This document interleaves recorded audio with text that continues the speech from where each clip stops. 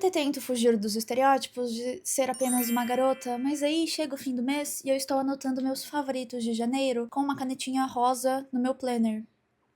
Meio que não tem como fugir, né? Oiê, eu sou a Isa e caso você ainda não me conheça, eu falo sobre livros aqui em outras redes sociais e hoje estamos aqui para falar dos lidos e favoritos de janeiro. Eu prometo que eu vou tentar fazer lidos e favoritos todos os meses, não sei se eu vou cumprir, né, porque a vida é uma caixinha de surpresas, mas a verdade é que tem meses que eles não são tão bons de leitura, tipo assim, esse mês eu só li 3 livros, ajuda muito falar dos lidos e favoritos, porque aí tem outras coisinhas que eu posso vir aqui indicar pra vocês que eu consumi e que eu amei consumir no mês, na verdade, né? Mas como esse mês eu tô bem emocionada, tem várias coisas aqui que talvez não foram tão favoritas, mas que mesmo assim eu quero indicar pra vocês. Então, vamos lá.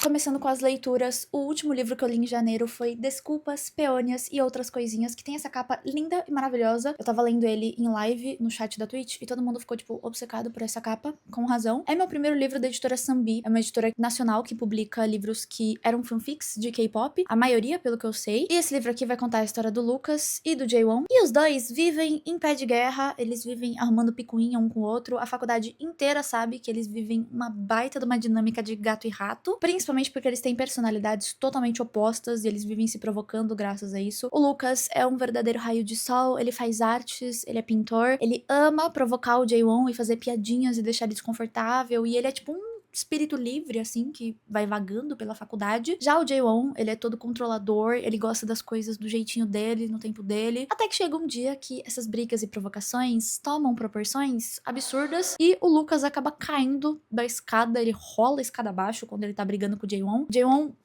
empurra ele, meio que entre aspas. É uma situação meio complicada, né? Mas é um enemies to lovers em que um empurra o outro da escada. Começa maravilhosamente bem, né? Eu achei bem poético. Enfim, e aí depois de cair da escada, o Lucas vai acabar tendo que receber alguns cuidados. E quem vai cuidar dele é o Jaewon, obviamente. Porque não, né? O garoto que te odeia cuidar de você quando você tá lá todo capenga.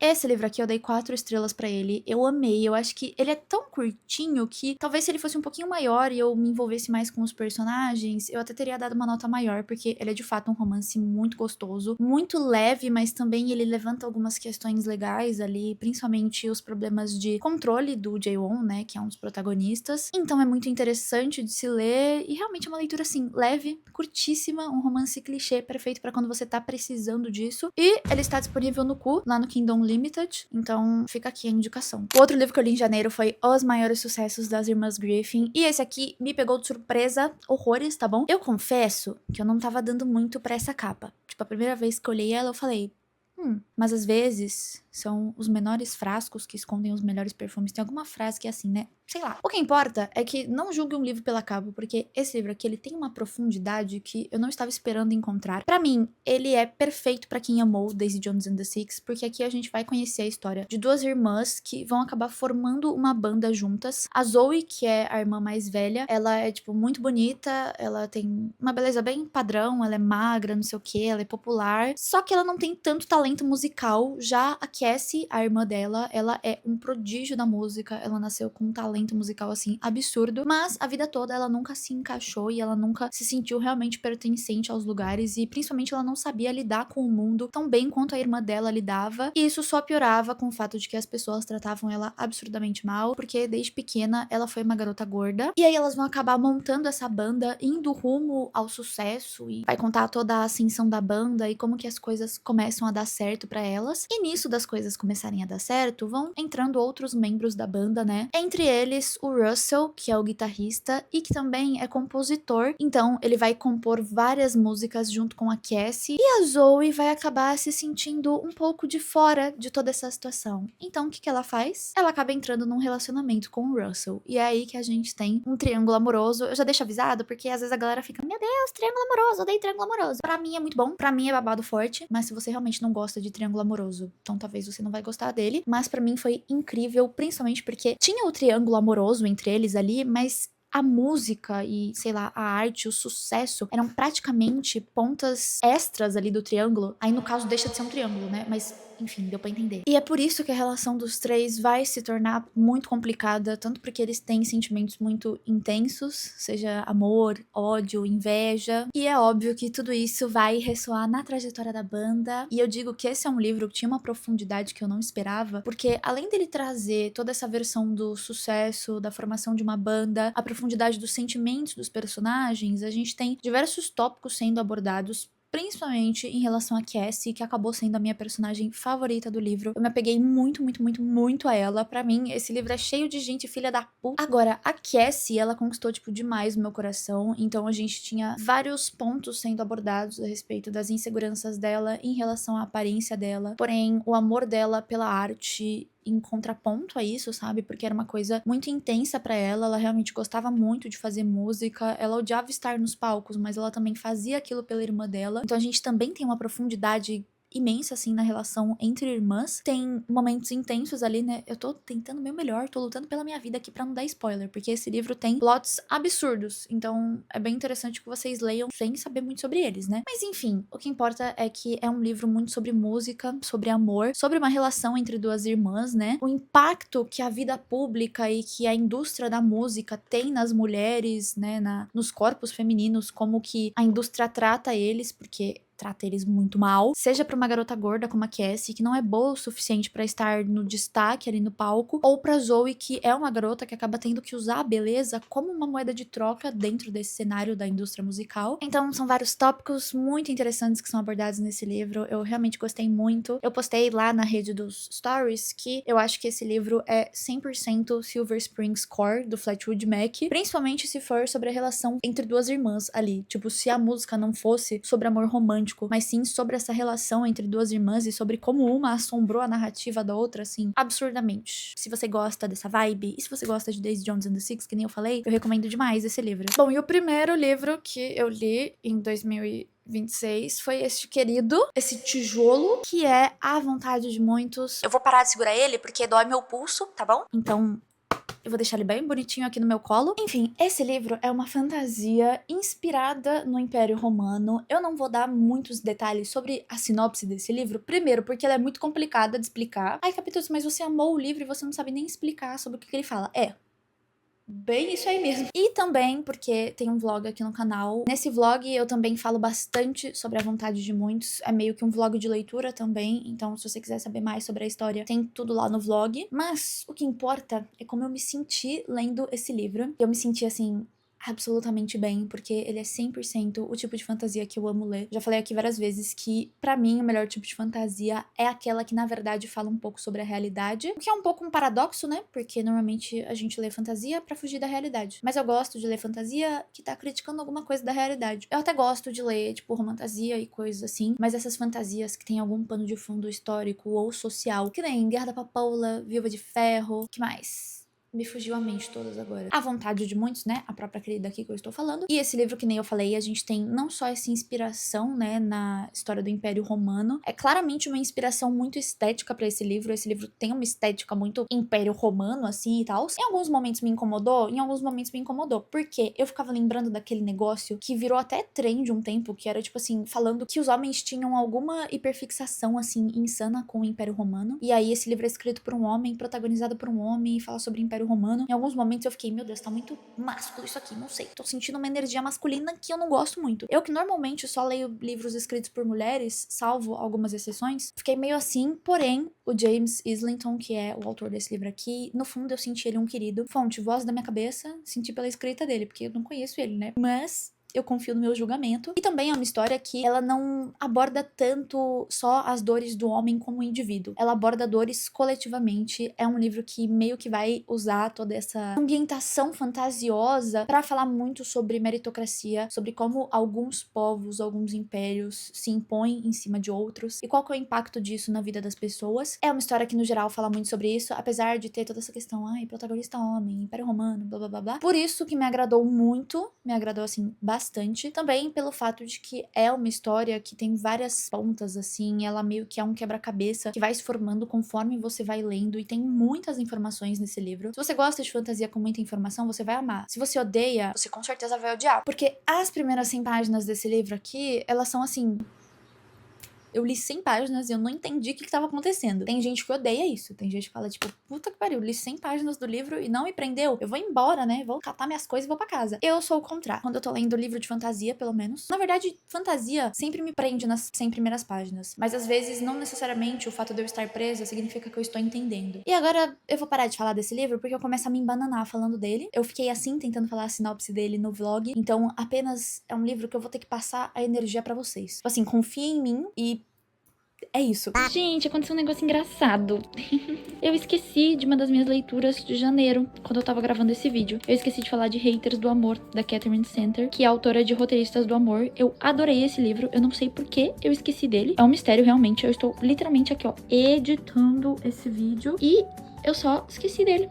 E desculpa, gente, mas eu amei, tá? Eu gostei, ele é muito bom. É sobre a história de uma menina que ela trabalha com produção de vídeo, ela faz documentários. Aí ela vai fazer um documentário da guarda costeira e esse cara aqui trabalha na guarda costeira e eles vão se conhecer e é uma loucura e tem várias questões sobre odiar o amor e sobre ser um adulto e lidar com problemas da vida adulta. É muito bom, gente. Eu amei. Agora vamos para os nossos favoritos não literários que estão anotados aqui com a minha bela caneta rosa no meu querido e amado planner. Vou começar com produtos e etc. Por que produtos e etc? Porque temos 2 produtos e um item de moda. Os 2 produtos eu coloquei eles aqui bonitinhos, ó. O primeiro deles é esse protetor solar da Eucerin, que ele é 60 fps. É o Hydro Fluid, sei lá como que fala essa bosta, né? Ele é pra todos os tipos de pele, mas eu tenho a pele muito oleosa e é justamente por isso que eu resolvi trazer ele aqui pra essa lista, porque é o primeiro protetor que eu uso e que realmente não fica oleoso na minha pele, tipo, depois de meia hora ou de 1 hora. Todo protetor que eu já testei na vida, eu já testei o da Creamy, que era um dos melhores que eu já testei, porque ele tem toque mate, então, toque seco, né? Então ele fica bem mate. Esse aqui, ele não tem toque seco, ele tem uma textura normal, mas ele não deixa minha pele extremamente oleosa, então isso aqui pra mim foi uma revolução absurda. E eu não ia nem comprar essa bostinha aqui, porque, véi, esse nanico aqui foi... Nem lembro o preço, mas foi bem caro. Eu só comprei porque o que eu usava, ele explodiu na minha necessaire de maquiagem. Foi uma coisa linda. Podem imaginar aí, eu passei 2 horas limpando meus pincéis. Aí eu tive que comprar ele. E também já gostei que ele tem uma embalagem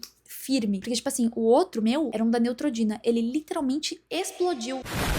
Eu não sei o que aconteceu. Foi um fim de semana que eu fui pra São Paulo. E aí, possivelmente, no ônibus, naquele caos, tacaram a minha mochila lá embaixo no foda-se. E aí o bichinho tomou uma chapuletada de alguma coisa e ele explodiu no meu necessaire. E esse aqui eu sinto que ele não vai explodir, pelo menos, que é uma coisa muito boa. E de outro produto, nós temos um recebidinho, mas que eu tenho que vir falar dele pra vocês aqui, porque eu já comentei no canal muitas vezes, que o meu cheiro favorito da vida é baunilha. E eu recebi um body splash da marca Noma, que é uma marca nacional de cosméticos e body splash e essas coisas. Eles têm hidratante facial, eles têm várias coisas. Tipo assim, eu só fiquei gag demais com esse body splash. Não vou falar, ai, eu não estava esperando que ele fosse ser maravilhoso. Eu tava esperando que ele fosse ser um bom produto. Mas ele é, tipo, 10 vezes melhor do que qualquer body splash de 100, 200 reais que eu já testei na minha vida. E o preço dele é 1 milhão de vezes mais em conta. Não lembro quanto é que é, mas eu lembro que é muito mais em conta. Eu fui na pré-estreia de Marley Supreme com ele. 3 pessoas falaram que eu tava muito cheirosa. Quase que eu esqueci de falar dele, mas o outro produto barra item que eu ia falar aqui é o meu boné da Miffy. Eu comprei um boné, a Cotton On lançou uma coleção em parceria com a Miffy. Eu sou obcecada pela Miffy, que é aquele coelhinho bonitinho, sabe? Que tem a boca um X, assim. Eu amo ela, não sei porquê, mas eu vou muito com a cara dela. E eu tenho várias coisas dela, tenho uma almofada dela. Aí eu vi esse boné e eu falei, véi, ele precisa ser meu. Eu não sou de fazer compras impulsivas na internet, assim. Tipo, eu não tinha provado o boné, eu não sabia se ia ficar bom na minha cabeça. Eu só vi que a Cotton On tinha lançado uma coleção com a Miffy, que eles tinham lançado esse boné, que é a coisa mais fofa do mundo. Fui lá, abri o site e comprei. Foda-se. Chegou aqui em casa e ele é lindo, maravilhoso. Usei ele várias vezes já. E boné é um negócio engraçado, porque, tipo assim, eu nunca tinha usado boné até ano passado. Eu odiava usar boné. Por quê? Eu me sentia cabeçuda. Mas, na verdade, depois, com o tempo, eu fui refletindo e percebendo que não é que eu me sentia cabeçuda. É que eu tinha experimentado modelos de boné que não tinham ficado bons em mim. Eu não tinha me permitido me acostumar com o boné, porque toda vez que você coloca algum acessório novo, é óbvio que você vai olhar meio torto de primeira, assim, principalmente o boné, que é um negócio que, tipo, sei lá, acessórios de cabeça no geral, eu acho que a gente olha um pouco torto, né? Mas o boné era um negócio que eu sempre queria usar e eu falava, não, eu não tenho cabeça pra usar boné. As pessoas na rua vão achar que eu sou cabeçuda. E aí, qual que é o problema de alguém na rua achar que eu sou cabeçuda também, né?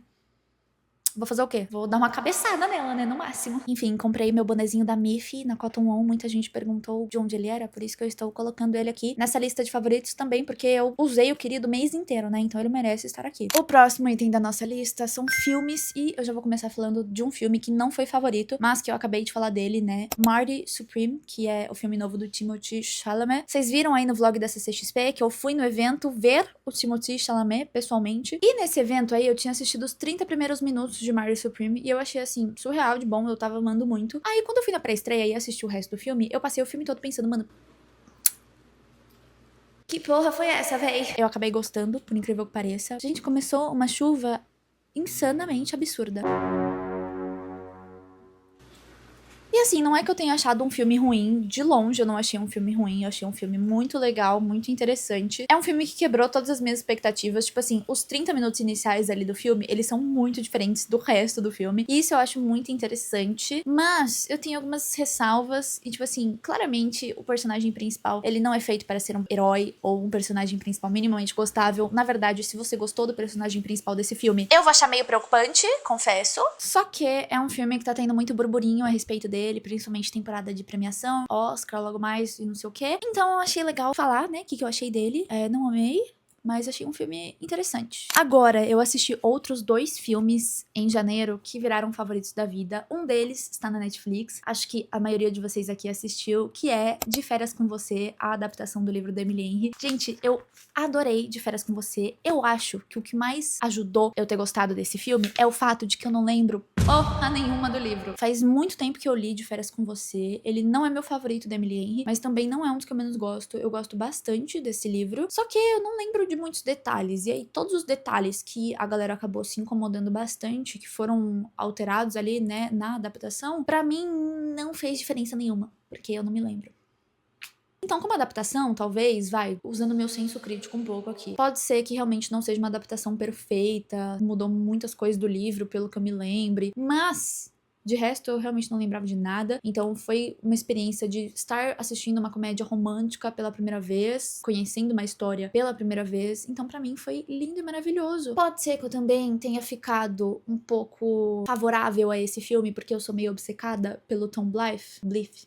Não sei como fala com seu nome, querido, só sei que você é gostoso. Pode ser que eu tenha ficado realmente um pouco favorável a esse filme, porque eu sou apaixonada pelo cara que faz o Alex. Mas também porque a mensagem desse filme é algo que pegou diretamente no meu coração. Falei até no vídeo sobre hobbies, justamente porque foi uma reflexão que esse filme me trouxe, né? De que a gente não é demais pra ser amado por ninguém. Existem diferentes tipos de amor, assim como existem diferentes tipos de personalidades, entendeu? Você não precisa se diminuir, ou você não precisa se moldar e estar numa caixinha ali do que é o amor. Porque pra mim,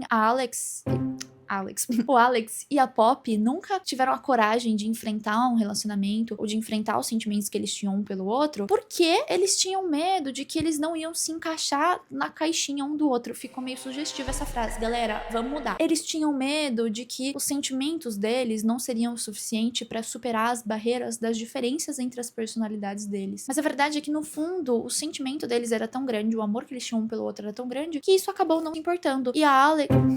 De novo, a Alex. E a Pop, que sempre achou que ela era demais pra ser amada por qualquer pessoa, no fundo ela era amada exatamente do jeito que ela merecia pelo Alex. E isso pegou na minha alma, tá bom? Por isso que eu gostei muito desse filme, não aceitarei muitas críticas a ele. Podem criticar, né? Porque aqui é um espaço livre. Porém, eu achei incrível. E o outro filme que eu assisti esse mês, e esse sim, ele é um filme que vai ser até meio difícil de falar sobre ele, porque eu fui na pré-estreia dele, sozinha, e eu saí em prantos. Tipo assim, eu chorei descontroladamente na frente de vários desconhecidos, e foi uma experiência interessante, porque esses vários desconhecidos estavam chorando descontroladamente também. Eu acho que é muito difícil você ir assistir esse filme e não sair chorando descontroladamente, que é Hamnet. Essa é uma história que vai trazer uma ótica diferente. Eu não sei se dá pra chamar isso de um reconto de Hamlet, do Shakespeare, porque na verdade vai contar ali a história envolvida e a história por detrás. Não vou falar muito também, porque eu não li Hamlet, então eu não sei até que ponto é spoiler, não é spoiler. Mas o que importa é que esse tipo de filme é um filme sobre a vida e sobre a arte, e que vai falar sobre esses dois assuntos de uma maneira tão bonita e entrelaçar eles tanto, que você tem que ser uma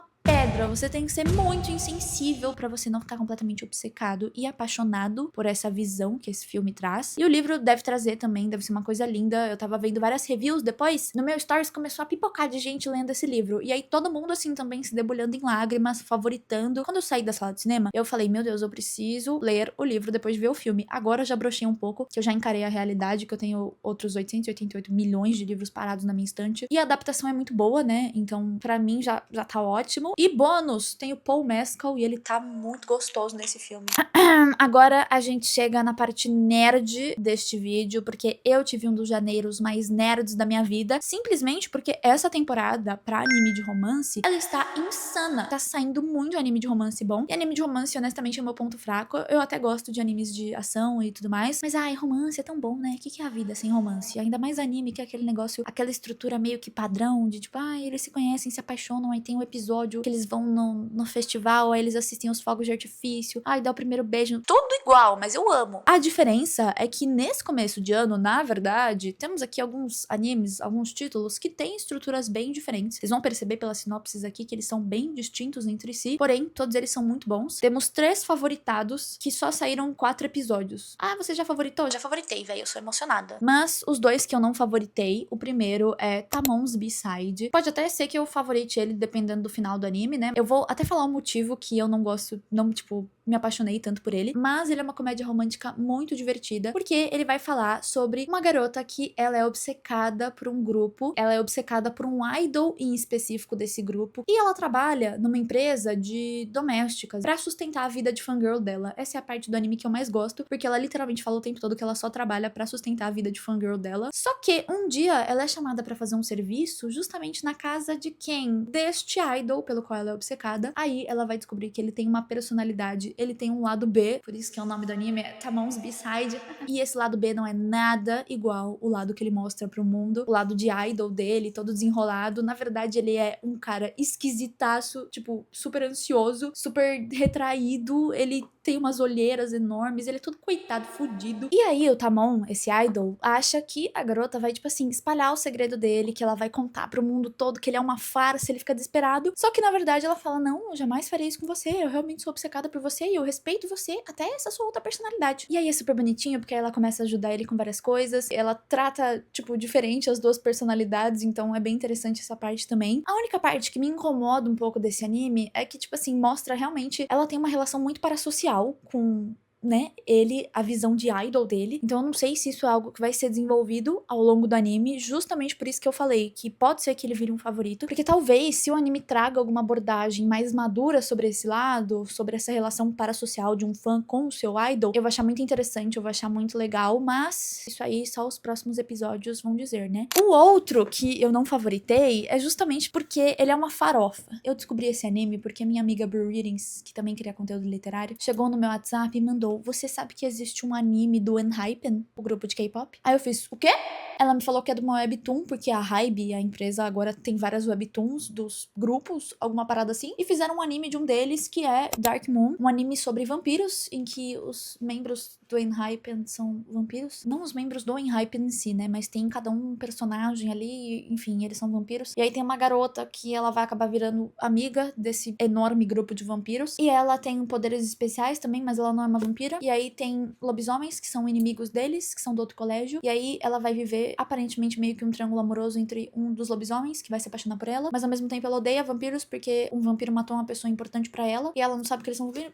Farofa. Farofa. É uma história, assim, profunda? Não. Aborda algum questionamento? Nada. Mas eu fiquei viciada nessa desgraça desse anime. O ponto alto dele pra mim, obviamente, é a abertura, que ela é cantada pelo ENHYPEN. E assim, no geral, é um anime bem mediano, gente. Bem mediano, mas ele é muito legal, porque ele é de vampiros. Ele não vai pra aquele lado super esquisito que alguns animes de vampiro normalmente vão, né? Uma relação meio tóxica. Não, os vampiros, eles são muito bonzinhos, eles são muito queridos. Então, é só muito legal, é muito divertido. E eu me divirto com pouco, entendeu? Por isso que ele eu tô falando dele pra vocês. Agora, nós temos 3 favoritos. Um deles é um favorito, mas assim, é um favorito muito mais pelo apego emocional que eu tenho pela história, que é In the Clear Moonlight Dusk, que é a adaptação em anime de um dos meus mangás favoritos da vida, que é Sob a Luz da Lua, né? Chegou com esse título aqui no Brasil. Eu amo esse mangá com todas as minhas forças. É o que conta a história dos 2 príncipes, porque a gente tem uma garota que ela tem uma aparência meio andrógina, então ela é chamada de príncipe na escola dela. Todas as garotas são meio que apaixonadas por ela ali, acham ela, a personalidade dela, uma coisa cordial, muito linda, assim. E tem o outro príncipe da escola dela, que na verdade só é chamado de príncipe porque ele é muito bonito e muito rico. E aí os 2 príncipes vão acabar se conhecendo e desenvolvendo uma relação, primeiro uma amizade, não sei o quê. É um mangá, assim, lindo, maravilhoso, só que eu acho que a animação poderia ser muito melhor, porque ele, principalmente, eu esqueci o nome do protagonista, mas ele é muito lindo no mangá. Ela também. Os 2 são tipo assim, véi, não dá pra saber se você quer ser, se você quer ter, se você quer estar enfiado ali no meio.